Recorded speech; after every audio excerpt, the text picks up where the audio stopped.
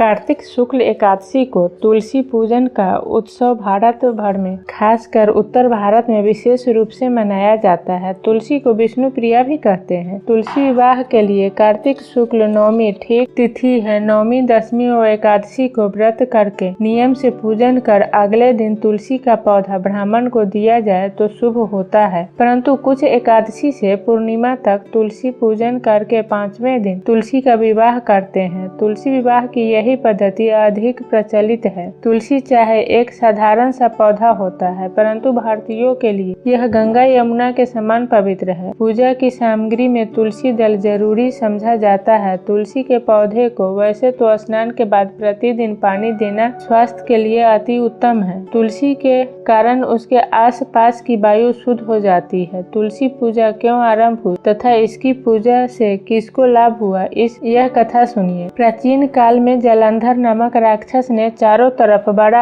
उत्पात मचा रखा था। उसकी वीरता का रहस्य था उसकी पत्नी वृंदा का पतिव्रता धर्म। उसी प्रभाव से वह सर्वजयी बना हुआ था। उसके उपद्रवों से भयभीत ऋषि व देवता मिलकर भगवान विष्णु के पास गए तथा उससे रक्षा करने के लिए कहने लगे। भगवान विष्णु ने काफी सोच विचार कर उस सती का पतिव्रत धर्म भंग करने का निश्चय किया। उन्होंने योग माया द्वारा एक मृत शरीर वृंदा के आंगन में फिकवा दिया। माया का पर्दा होने से वृंदा को अपने पति का शव दिखाई दिया। अपने पति को मृत देखकर वह उस मृत शरीर पर गिरकर विलाप करने लगी। उसी समय एक साधु उसके पास आए और कहने लगे, बेटी इतना विलाप मत करो, मैं इस मृत शरीर में जान डाल दूंगा। साधु ने मृत शरीर में जान डाल दी। भावातिरेक में वृंदा ने उसका आलिंगन कर लिया। बाद में वृंदा को भगवान का यह छल कपट ज्ञात हुआ। उधर उसका पति जो देवताओं से युद्ध कर रहा था, वृंदा का अस्तित्व नष्ट होते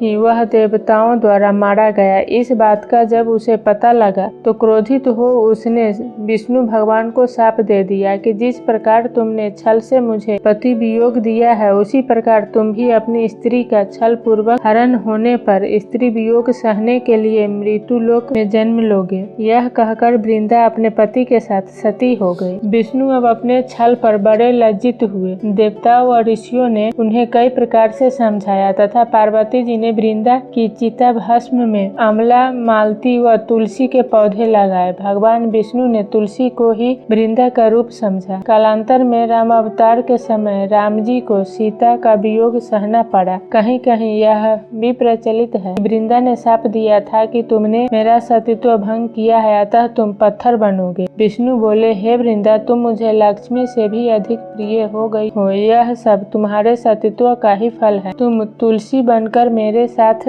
रहोगी तथा जो मनुष्य तुम्हारे साथ मेरा विवाह करेगा वह परम धाम को प्राप्त होगा। इसी कारण शालिग्राम या विष्णु शिला की पूजा बिना तुलसी दल के अधूरी होती है। इसी पुण्य की प्राप्ति के लिए आज भी तुलसी विवाह बड़ी धूमधाम से किया जाता है। तुलसी को कन्या मानकर व्रत करने वाला यथाविधि से भगवान विष्णु को कन्यादान करके तुलसी विवाह संपन्न करता है।